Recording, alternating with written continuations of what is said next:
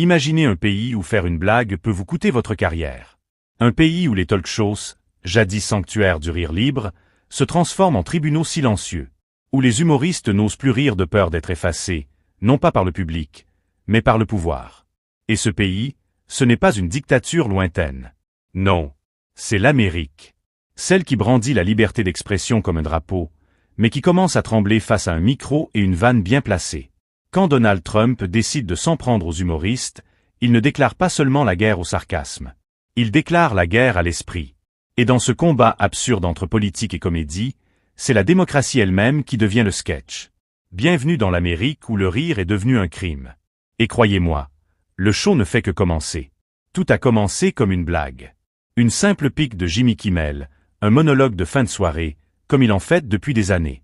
Mais cette fois, la blague n'a pas traversé l'écran, elle a explosé. Donald Trump, piqué au vif, décide de frapper fort. Résultat, suspension, pression sur la chaîne, débat enflammé sur la liberté d'expression, et une Amérique qui s'interroge. Peut-on encore rire du pouvoir, quand le pouvoir ne supporte plus d'être un sujet de rire? Parce qu'en réalité, ce n'est pas une querelle entre un animateur et un président. C'est un miroir tendu à tout un pays. Un pays qui a bâti son identité sur le droit de tout dire, de tout moquer, de tout critiquer et qui découvre soudain les limites invisibles de ce droit. Mais ce qui se joue ici dépasse la simple censure. C'est la transformation d'un système médiatique en machine à silence. Une machine qui contrôle moins par la force que par la peur. La peur de perdre un contrat, un public, une réputation, une plateforme. Et quand la peur s'installe, la satire s'efface. Pas parce qu'elle meurt, mais parce qu'elle apprend à se cacher. C'est là que notre histoire commence. Là où les rires deviennent des murmures. Et où, dans l'ombre, se prépare une résistance inattendue. Partie 1, l'étincelle. Le jour où une blague a mis le feu à Washington. Il y a des jours où une simple phrase, balancée sur un ton d'humour, peut faire trembler un empire. Et aux États-Unis, ce jour-là, il suffisait d'un mot, Kimmel. Jimmy Kimmel, le comédien préféré des nuits américaines, celui qui, depuis des années, fait rire, grincer, et parfois hurler les puissants. Sauf que cette fois, la blague a dépassé le cercle du rire. Elle a atterri droit dans le cœur du pouvoir. Tout commence avec un drame. Charlie Kirk, activiste conservateur et fondateur du mouvement Turning Point USA, est tué lors d'un rassemblement universitaire. Le pays est sous le choc. L'émotion est nationale. Et comme souvent en Amérique, la tragédie devient immédiatement un terrain politique. Les partisans du président Trump s'unissent dans la douleur, puis dans la colère. Le camp républicain parle d'un acte de haine idéologique. Et au milieu de cette tension, Kimmel entre en scène, comme à son habitude, avec un ton acide et un humour noir bien calibré. Sur son plateau, il lance une phrase qui va lui coûter cher. Le président pleure Charlie Kirk comme un enfant de 4 ans pleure son poisson rouge. Une phrase, une image, un sarcasme. Et c'est tout le pays médiatique qui s'enflamme. Les applaudissements du public n'ont même pas eu le temps de s'éteindre que, déjà, la moitié des réseaux sociaux hurlent au scandale.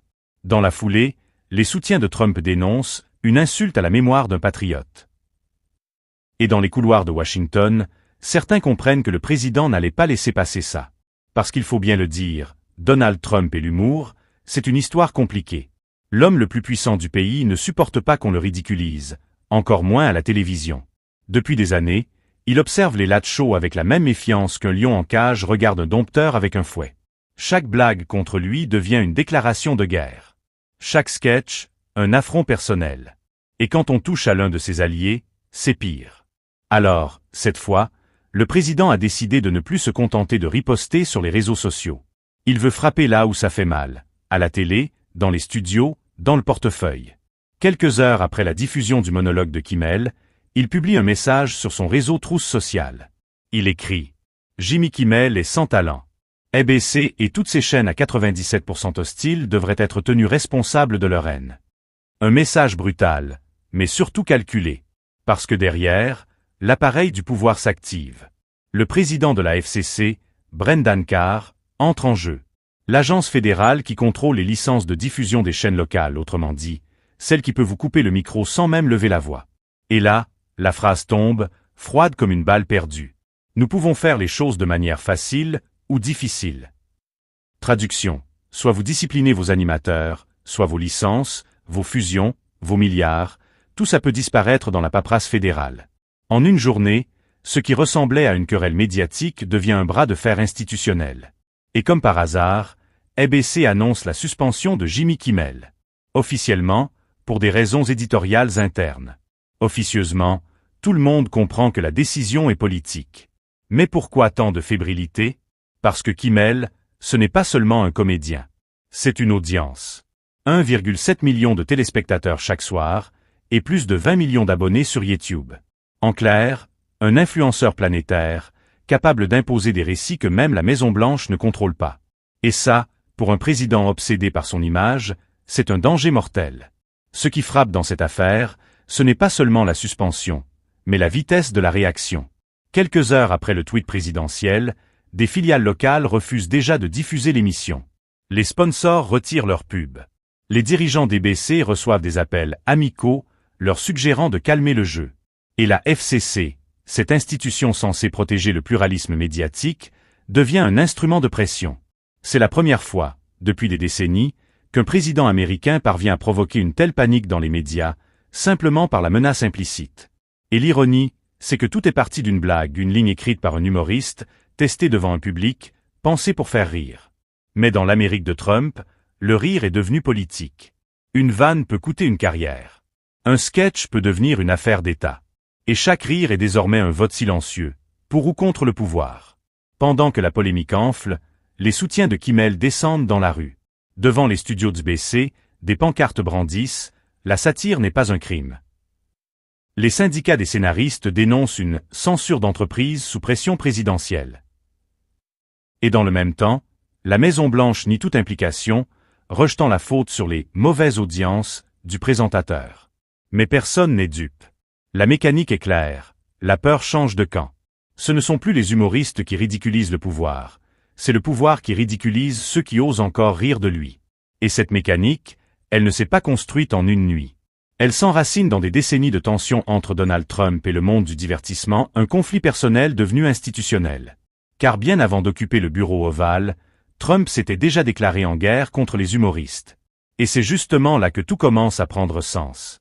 Dans la partie suivante, nous reviendrons sur cette obsession ancienne, celle d'un homme persuadé que le rire est une arme et qu'il faut la désarmer. Restez bien avec nous parce que comprendre cette obsession, c'est comprendre pourquoi, en 2025, un simple latte-chaud est devenu une affaire d'État. Partie 2, l'homme qui ne supportait pas le rire, la guerre de Trump contre la satire. Il faut remonter bien avant cette fameuse nuit où Jimmy Kimmel a fait trembler ABC. Bien avant la présidence, avant les tweets rageurs, avant la Maison-Blanche. Car Donald Trump n'a jamais vraiment aimé la blague, surtout quand elle ne venait pas de lui. Depuis toujours, il se voit comme un showman, un maître de scène, une star de télévision qui contrôle la lumière et décide du ton. Mais dans l'univers du divertissement américain, il y a une règle tacite. Plus tu montes haut, plus tu deviens une cible. Et Trump, lui, a atteint une altitude où chaque vanne devient un missile. À l'époque des Apprentice, son émission de télé-réalité, il est déjà persuadé d'être un personnage au-dessus des critiques.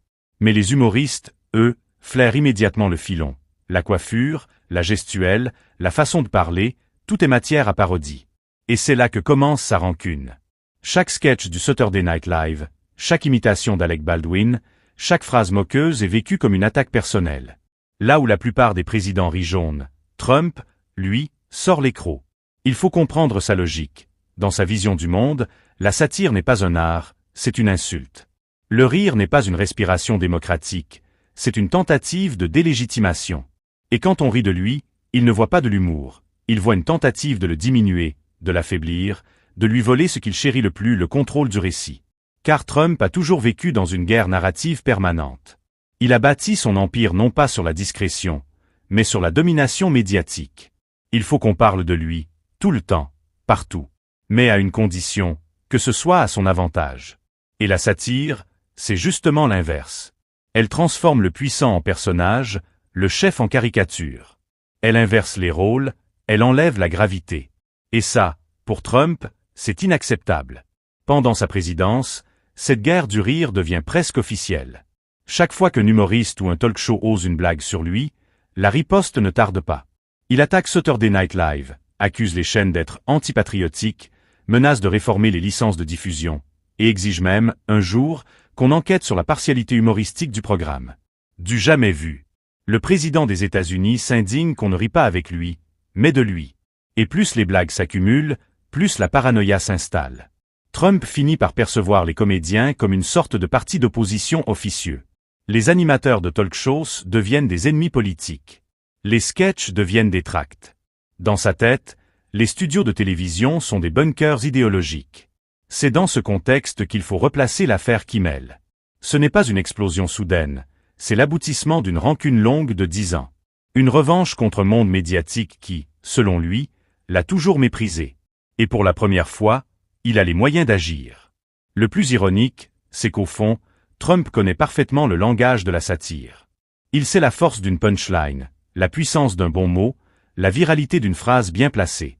Il a bâti sa carrière politique sur les mêmes mécanismes que les humoristes, le choc, la provocation, la formule qui tue. Mais la différence, c'est qu'il veut être le seul à s'en servir. Le rire, oui, mais à sens unique. Et cette obsession s'est renforcée avec l'arrivée des réseaux sociaux. Autrefois, un sketch moqueur restait confiné à une chaîne ou à un public de fin de soirée. Désormais, chaque extrait tourne en boucle sur X, TikTok, YouTube. Un rire devient une onde de choc mondial. Et dans un monde où tout se mesure en vues, like et partage, l'humour est devenu une arme politique. Trump, lui, l'a compris avant tout le monde.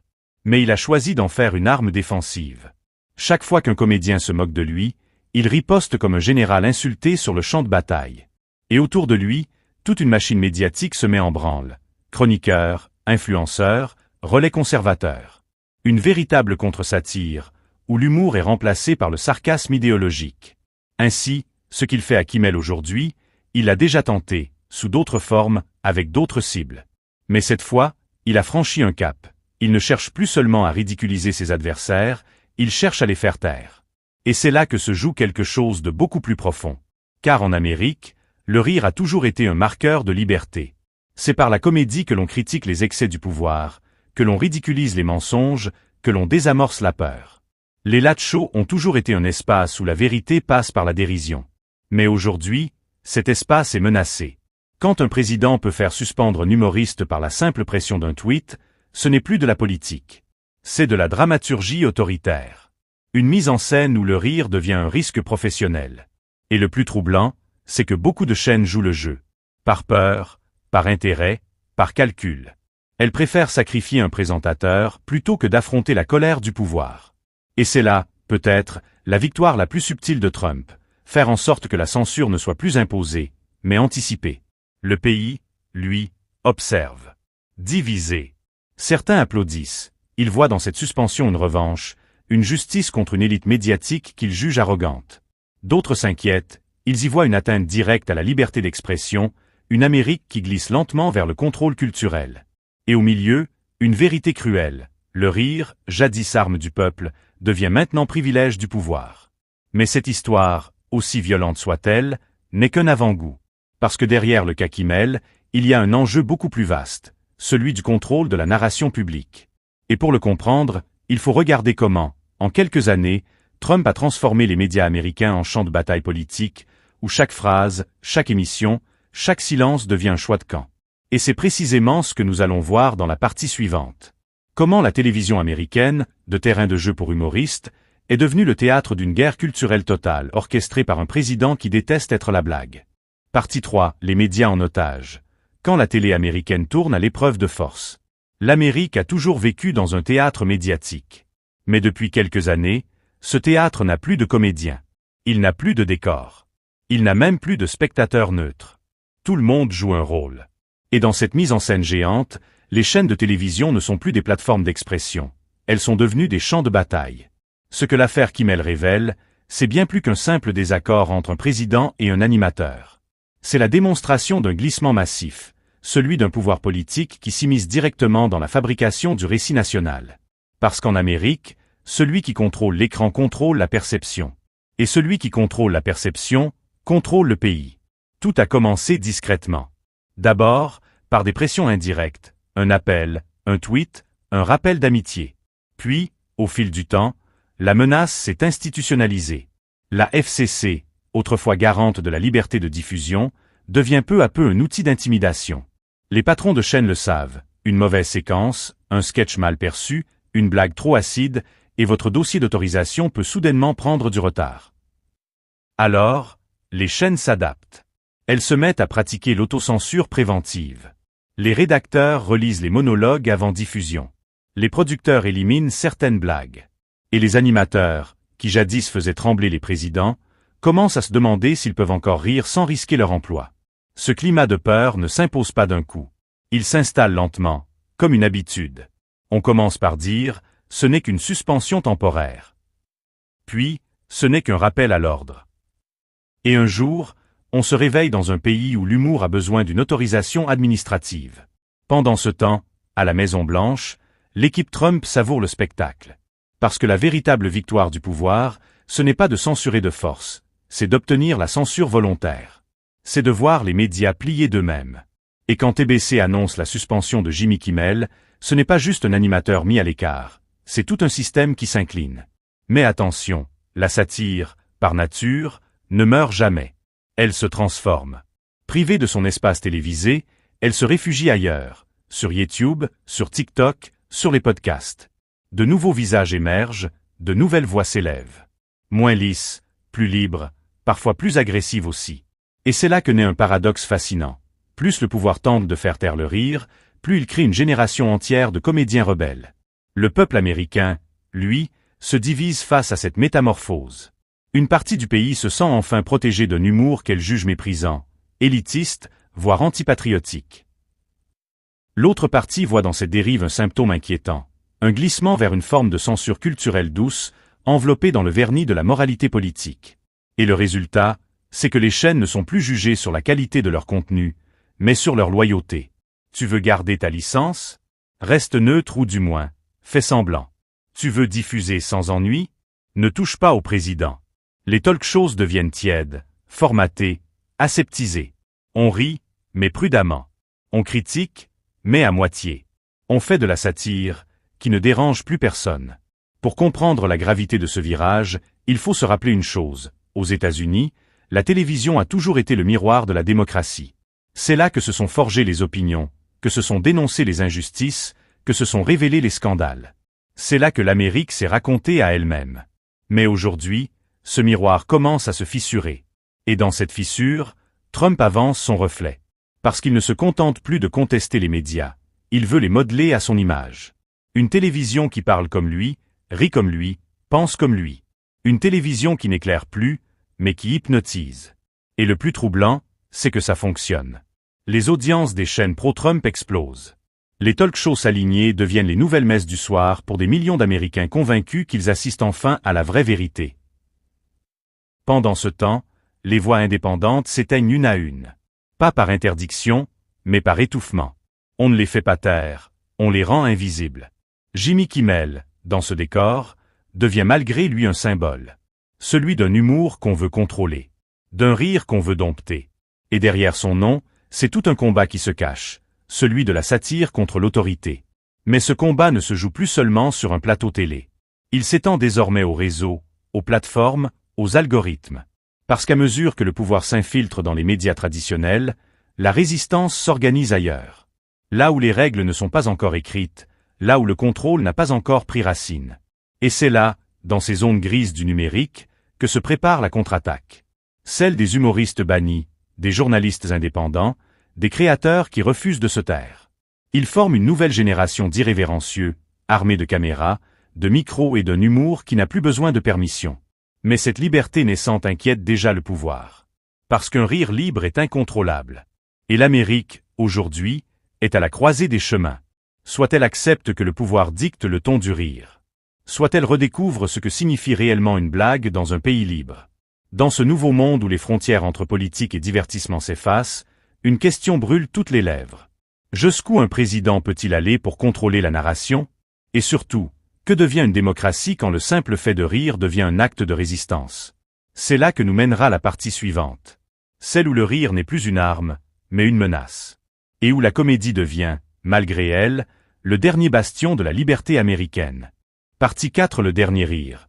Quand la comédie devient un acte de résistance. Il y a un moment dans chaque démocratie où la satire cesse d'être un divertissement pour devenir un baromètre.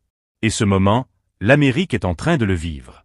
Parce que quand le rire fait peur au pouvoir, c'est qu'il touche juste. Et quand le pouvoir commence à dicter ce qu'il est permis de tourner en dérision, c'est qu'il ne contrôle plus rien d'autre que l'apparence. Depuis la suspension de Jimmy Kimmel, un étrange climat s'est installé. Les studios de télévision, autrefois pleins d'énergie, ressemblent désormais à des salles d'attente. Les producteurs ne savent plus ce qu'ils peuvent diffuser. Les scénaristes hésitent à écrire certaines répliques. Et les humoristes, eux, sentent qu'ils marchent sur une ligne invisible, tendue entre liberté et représailles. Mais l'histoire américaine a prouvé une chose. Plus on tente d'éteindre la satire, plus elle se rallume ailleurs. Ce qui ne peut plus se dire à la télévision se dit sur YouTube. Ce qui ne peut plus se jouer sur un plateau se joue dans un garage, devant une caméra de téléphone. Et ce qui ne peut plus faire rire à l'écran fait rire dans la rue. Le rire devient clandestin, presque subversif. Une sorte de résistance moderne, sans drapeau, sans parti, mais avec une arme que le pouvoir ne comprend pas, le ridicule. Parce qu'en face d'un système qui se prend au sérieux, le sarcasme est une gifle silencieuse. Trump, lui, croyait pouvoir dompter les médias. Mais il a oublié que la satire ne meurt jamais d'un décret. Elle mute. Elle se transforme. Et aujourd'hui, les humoristes bannis ou censurés deviennent les nouveaux porte-voix d'une Amérique qui refuse de se taire. Il suffit de regarder les chiffres. Jamais les chaînes alternatives, les podcasts d'humour politique, les créateurs indépendants n'ont été aussi suivis. Des millions de jeunes Américains ne regardent plus la télévision traditionnelle. Ils se tournent vers ceux qui osent encore rire, même sans le tampon officiel d'un grand studio. Et dans leurs blagues, il y a plus de vérité que dans 100 conférences de presse. Mais ce phénomène ne plaît pas au pouvoir. Parce que la satire numérique échappe à toute régulation. Pas de licence à retirer, pas de patron à faire pression, pas de contrat à menacer. Seulement des individus, des caméras, et des millions d'oreilles prêtes à écouter. Alors, le contrôle se déplace. Il devient algorithmique, invisible, silencieux. Certaines vidéos disparaissent sans explication. D'autres sont démonétisées, déréférencées, noyées dans l'océan numérique. La censure moderne ne tape plus du poing, elle clique. Et c'est là que la bataille prend une autre dimension. Ce n'est plus seulement un affrontement entre Trump et un humoriste, mais entre le pouvoir politique et la culture du rire elle-même.